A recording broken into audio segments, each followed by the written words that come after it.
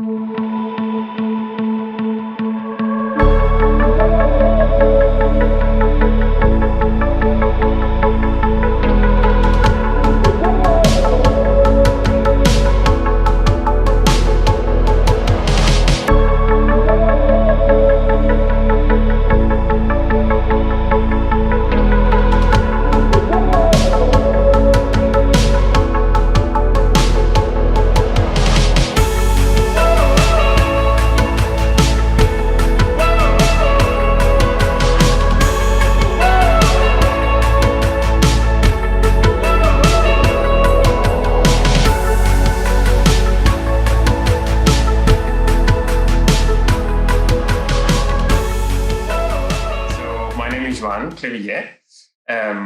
we know each other already for more than 10 years, I think. And because I am a dancer and a choreographer, and I am currently the artistic director of Scottish Dance Theatre. And all of that happened because, about 10, 11 years ago, I decided to audition for the company as a dancer when you were a director.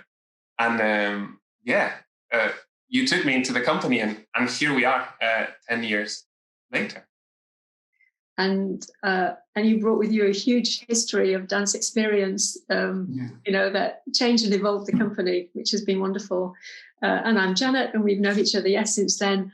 And I kind of had a long journey through dance before that. But when we met, I was the artistic director at Scottish Dance Theatre, where I stayed for about 14 years. That was really the longest period, but I'd had my own company before that, and had worked in a higher education setting as well, and in lots of other settings, really, in more freelance ways.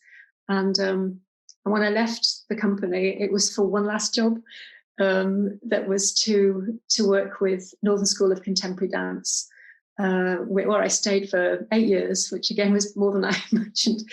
And it's lovely to be involved in this conversation now, and I'm still very much connected with the arts and with dance, which remains my life in a way, and so it's part of this conversation is part of that ongoing relationship.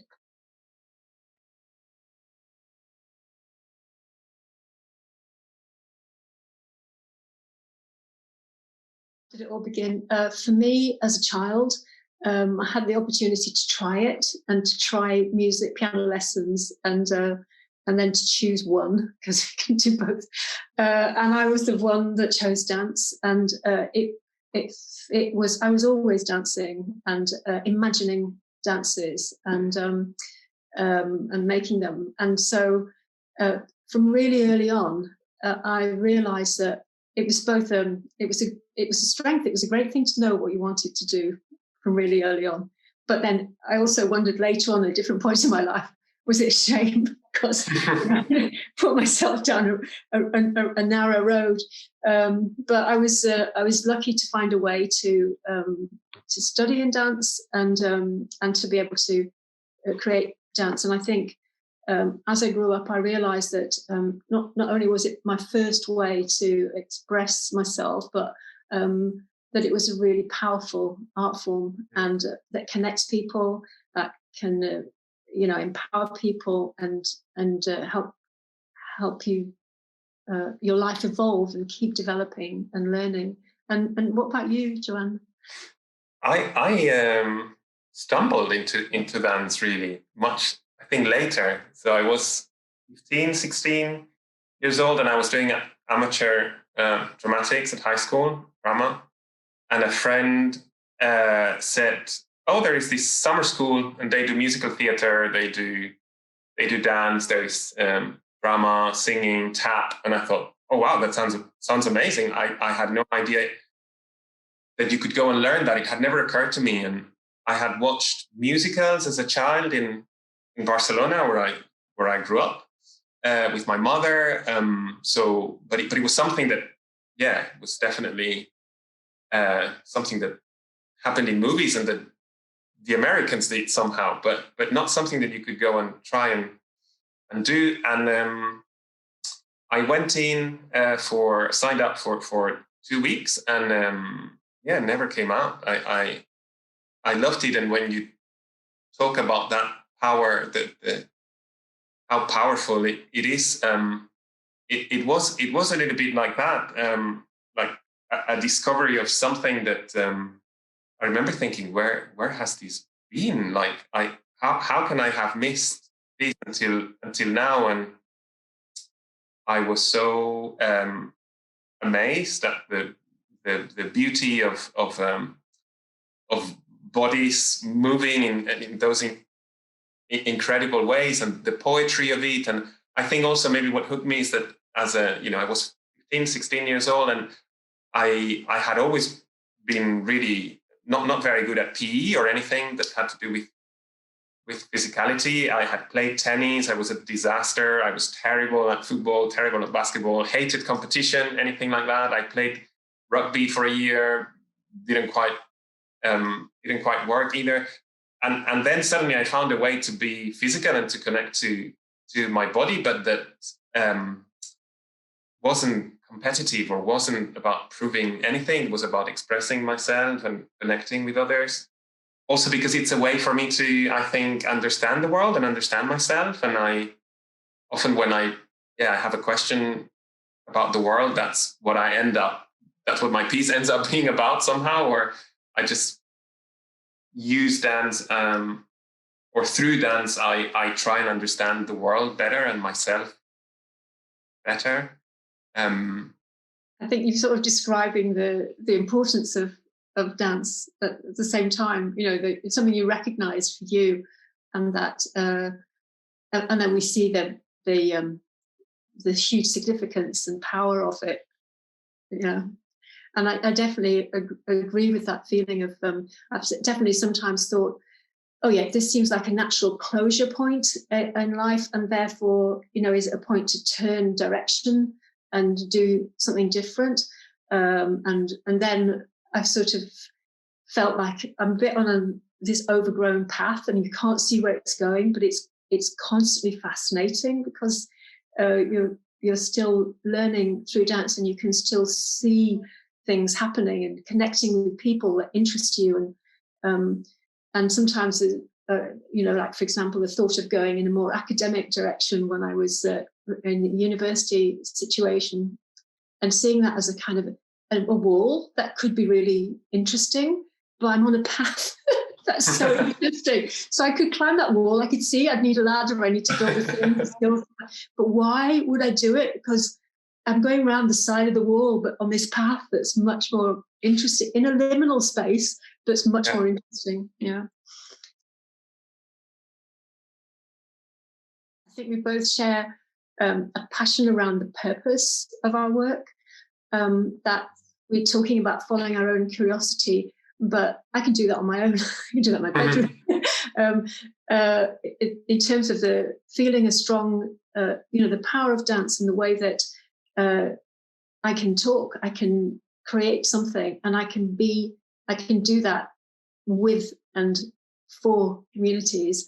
And that is sort of a key part of the purpose of this activity.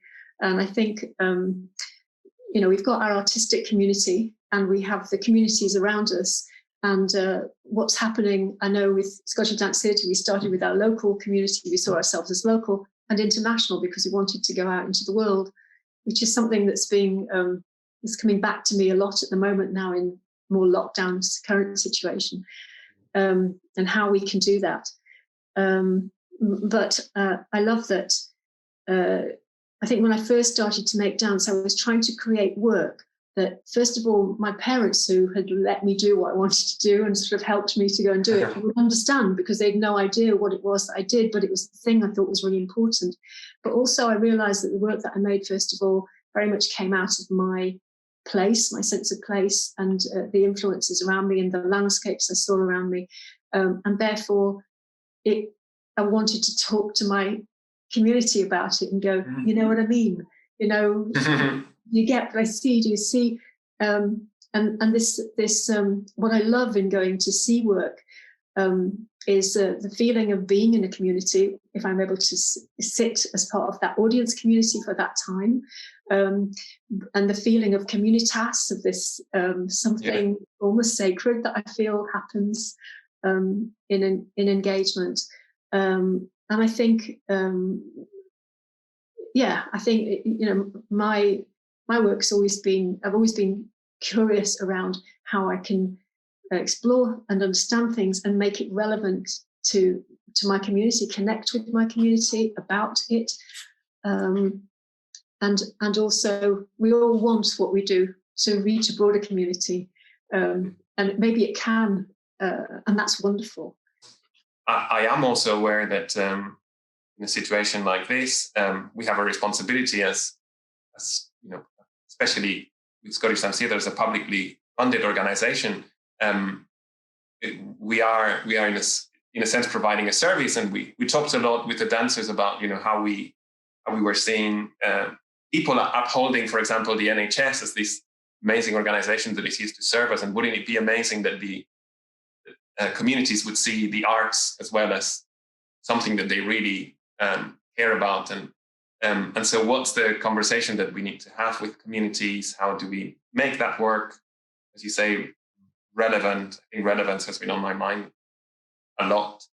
And in a way, how do we keep holding that and give ownership and make I'm thinking a lot about becoming curious about the place that we're in, and then also finding ways so that the people and communities can get curious about what we do, and neither side has to lose sense of who they are in that process, because I suppose that can often be a kind of like a tricky, I don't know if real or not, dichotomy where you're kind of like these things pull, the kind of like the need of the artist to stay curious, to discover, to play, to go down your own path, and also the need to serve and to be relevant, and they can sometimes be experienced or presented as opposite things, but I've always been interested in seeing how those things actually talk to each other. I experienced a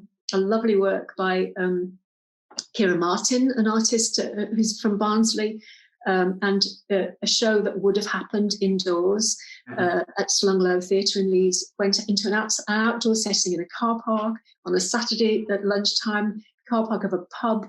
We sat safely distanced from each other, being served drinks, watching a show that was on the back of a lorry. They put headsets up. We all had headsets, so the music was amplified, although they were performing a work. It's her and her sister, Shoba, performing about their upbringing and the interweaving of Irish dance during this, and their performance therefore was Irish dance, monologues, and talking to the audience and dialogues, and a small gathering of children came nearby and absolutely were overwhelmed by this. And I thought, we're reaching a community that knows about this work and wants to see it. We're finding a way to reach a really local community. And we found some young people, and those young people came knocking on the door to ask, where can we do Irish dancing? And I sort of thought this tiny, brave, exploratory work to go, yeah, we can do this. How can we do this? I can dance outdoors. I can dance outdoors at lunchtime on a certain kind of weather and I can do this. And it was totally fulfilling experience of bringing that sense of communitas and the reach to our community together. And it was getting me that feeling of fulfillment. And I just can think of another example in lockdown. This was a work that was promoted through Yorkshire Dance recently, where actually she's a graduate current student, finally a student at Northern School of Contemporary Dance, but living in Korea, and lockdown had brought her back to Korea at a certain point. And she was able to make a beautiful online sort of feminist artwork that was about showing us how to do Korean female face makeup to be a passive face. And I felt it was beautiful because a dancer is an artist who can transfer her creativity to the medium available to her, explore it, research it, and come right back in with everything that she wants to express, that's come to her through the power of being a dance artist, and that attention to significance and the importance of structuring and the medium and the message. So I feel like how dance can connect to communities now is, it's difficult, but also it's opening doors to different possibilities. And if we can, and I think artists are really adaptive, creative people, that same research mind as we see in science, it just works slightly differently. I think we can, and we are overcoming a lot of the hurdles of communication and connection. So I can see it optimistically as well as it's the dark side of that.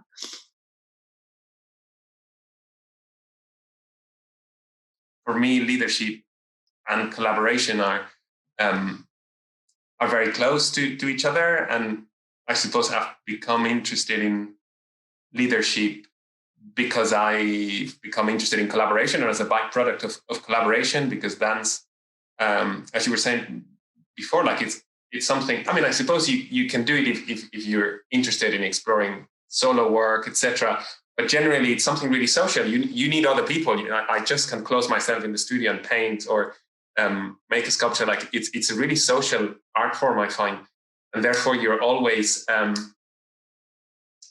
negotiating a group of people. And I've had different experiences of how that negotiation happens, and I suppose that's what interests me around leadership, because I see that as a kind of experiencing different forms on how we organize ourselves, how do we respond and articulate our needs, the needs in the room, and sometimes that has been being part of a collective where it's really particular setup of making decisions as a freelancer, as a dancer in a repertory company, as an artistic director of my own independent company, and now as an artistic director within a wider organization. I'm really, I suppose I'm fascinated in terms of leadership in those different roles that we take on, and how do we empower, I suppose, empower everyone in the room. So I think definitely when I was a dancer in the company, I felt so inspired by your leadership style, because I felt I was constantly invited to be a leader myself, even if I was a dancer, but I was constantly invited to take the initiative. So in a way, also the responsibility, again, there were responsibilities that belonged to the artistic director, but then there were other responsibilities that were held collectively, and others where I was kind of like invited to step forward. And I think that really interests me in leadership, those sort of different layers, different roles, and how do we make them, as inclusive as possible, as collaborative as possible, but also efficient, I suppose. And in a big organization, I mean, I suppose Northern School of Contemporary Dance is even a bigger organization, with so many students and staff, and negotiating all of those things as a leader. I'm fascinated to hear you talk about leadership, and I love your perception of the leadership at Scottish Dance Theatre. It's a huge compliment to me. I really appreciate it. Thank you so much.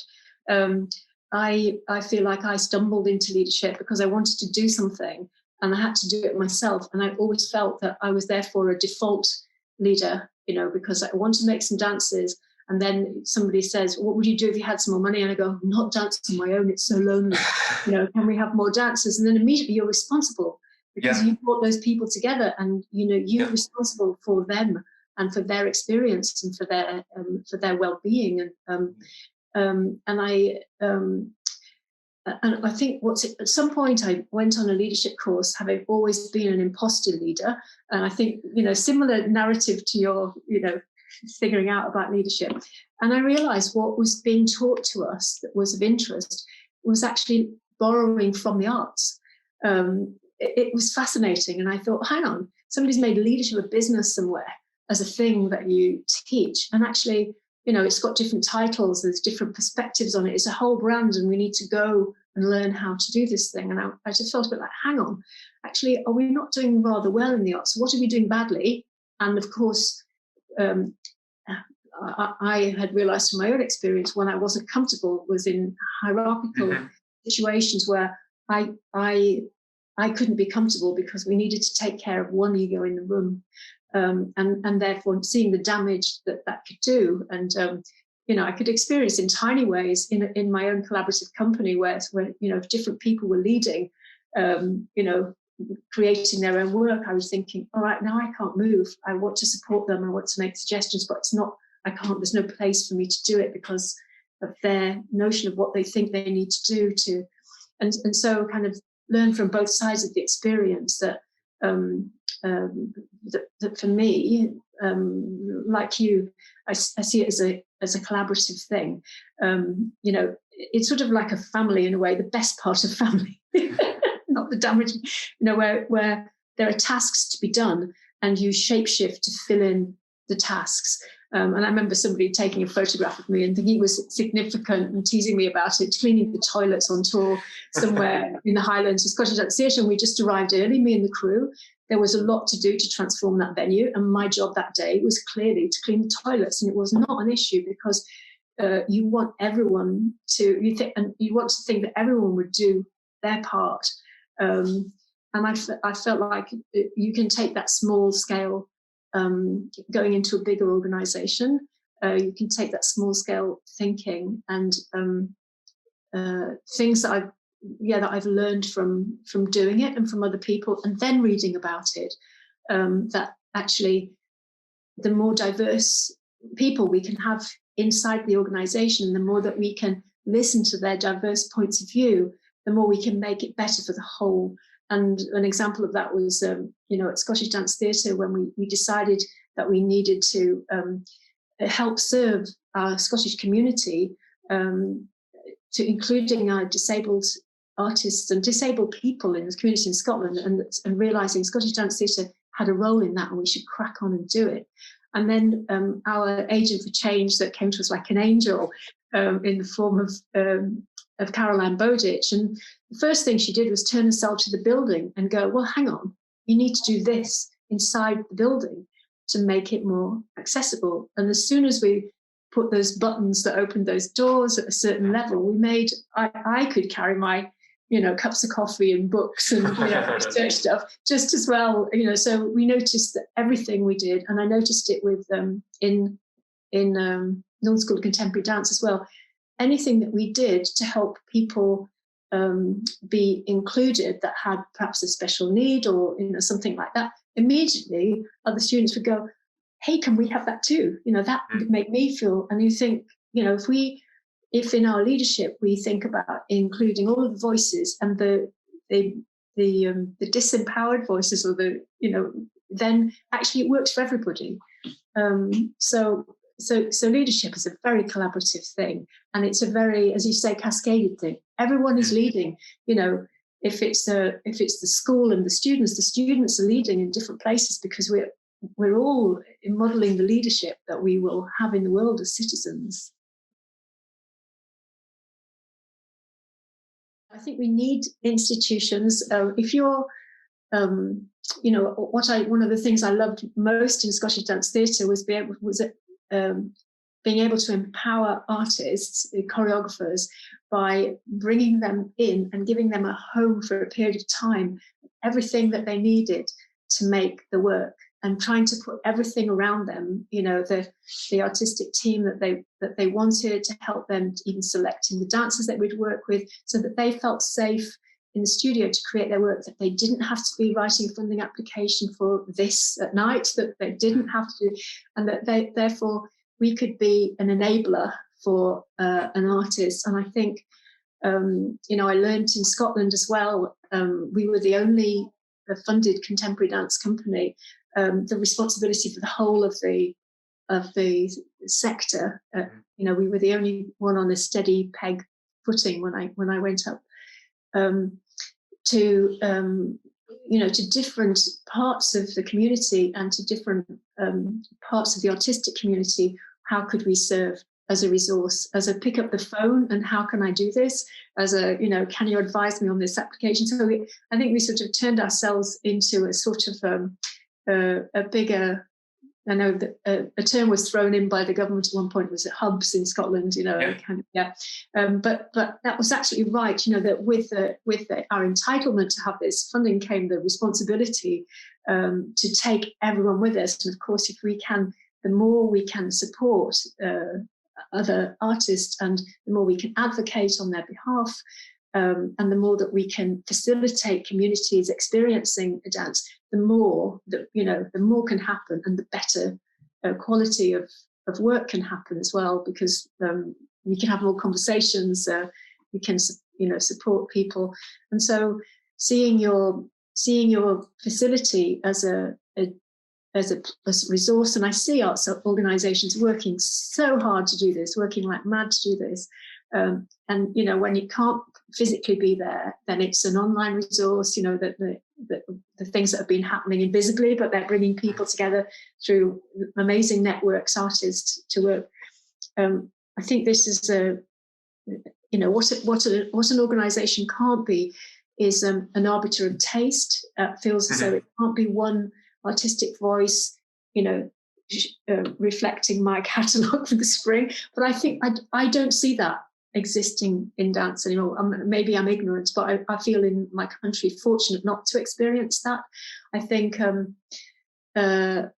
I have experienced that feeling of, feeling that you're on the outside of organisations and you're disempowered and you can't understand the codes or the mystery, the mystique, to get in to be a welcomed artist. And I think organisations can be really transparent about what commitments they can make to funding and supporting, because they can't be everything to everyone. Yeah. And of course, if you're an artist on the outside and you're living by various means and including hand to mouth grants for the arts, you might not realise that the organisation or the institution that you see with its big closed doors to you is also funded in that way, and it's also managing, and it needs to be accountable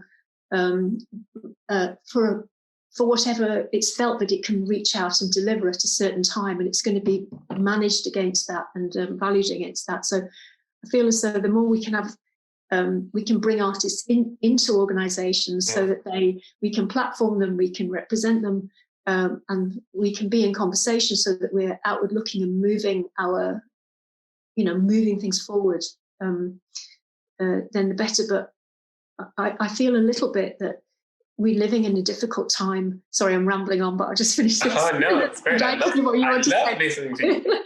I feel we're living through a difficult time that started, somewhere to do with Brexit, something to do with otherness, and something to do with something that's happening at the moment, which is ripping us apart. I feel as a polarization. The media doesn't help it. Our social media doesn't help it. But the otherness and the I think has created a rift between institutions that are often led by people who are also artists like yourself. That you suddenly represent something that others on the outside might feel excluded from. And then equally, I can just as equally be myself as an artist, knowing that I really want to go to that venue, but I can't get in because I'm not a fit. And how do I manage that? Communication and understanding is great. And if not that, how can I make a relationship with you? Because sometimes organizations just have a small amount of resource to do certain things and they've got other resource to do other things. So I think having conversations with artists and feeling that doors are open to independent artists as well as to your community is really important. I remember when I arrived to the company, quite quickly I realized when I looked around the studio and started working with these artists, with yourself and with Sally Owen and with the dancers around me, they were more than dancers, I suppose. They were artists. And I suppose that's something that really matters to me. That it's about rounded artists, not just about dancers who execute steps and that are they definitely execute steps really well, but they can grab into your soul and move you and change you, and that sort of sense of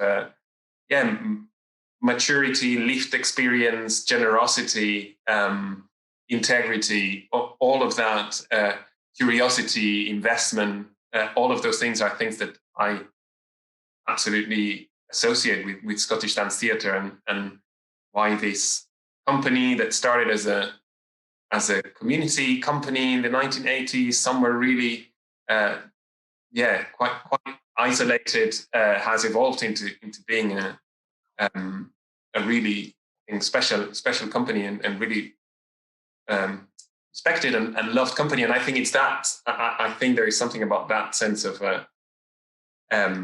it's fully rounded artists and with a whole commitment to the art form. And then I suppose the other thing is commitment to community, and I think that's also really special about this company, that it came from a place of commitment to communities, and that is something that I had never experienced before in my career. When I arrived here, I had never experienced that sense of genuine commitment to connecting and to relevance and to things that we've been talking about today. So yeah, those two things are, I think, really important to me in relation to Scottish Dance Theatre, and that's why this company matters so much. And it's not just any other company.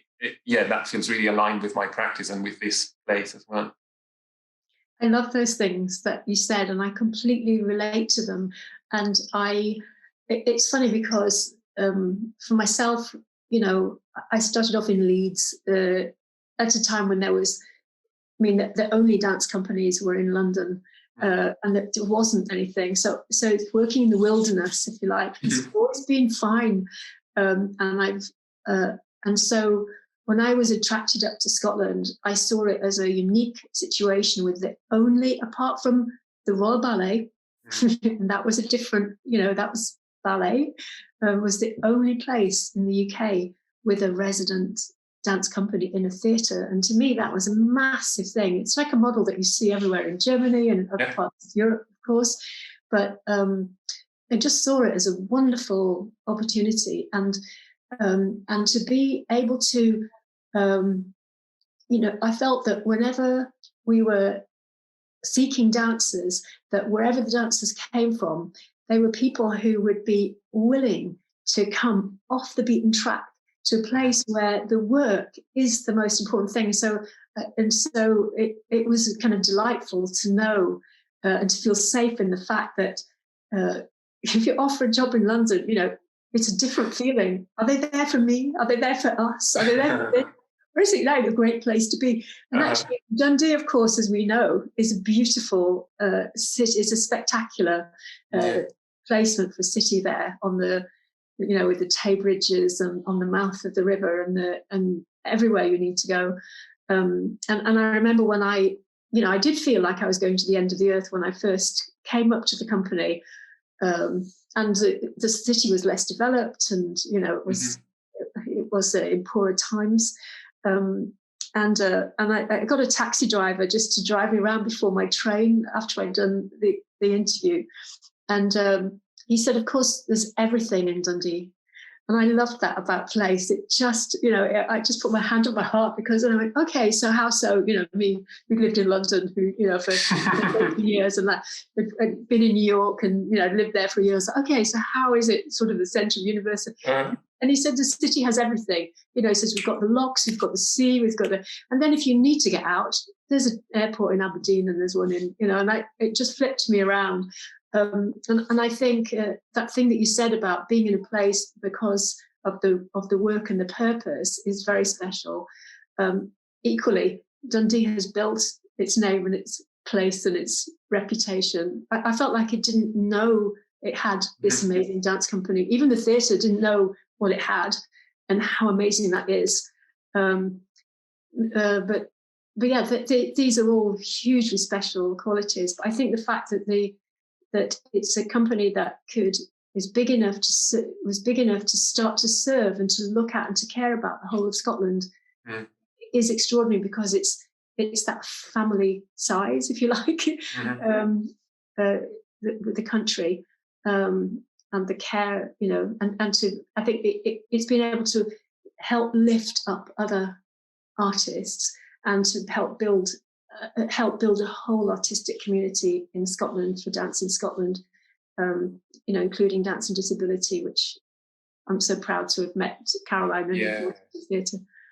There, I've rambled a bit, but no, I very much relate to the things that you say. But I love that there's a generation of artists that have come out of the theatre, fully rounded artists that have gone on to work in different places. I love to see this collaboration of Selene coming back as an independent artist to make work with you, of you coming back to direct the company is very exciting to see. That feeling that I know is being carried forward of community, and indeed, it's how the company began. The company began in the theatre as how can we reach out into the tenements? How can we reach out into the housing schemes? And how we could do it was through a dancer and a drummer. The founding of the company it is very much, oh God, I've forgotten his name. You're going to have Royston. Yes, the wonderful Royston. Absolutely. And then Tamara McClure, amazing people who that the community was at the heart of this as well. The engagement with community and why we're here and purpose, and bringing community voice and stories into the theatre. That was very much part of the Dundee Rep mission. Yeah. No, it's really interesting to see how this pandemic has kind of like, we've always known that, but it's kind of like bringing us back into it with a sense of refreshed purpose. And thank you so much, Janet. I love rambling with you. We should do it again. Today. We need to do this again. Just six more questions.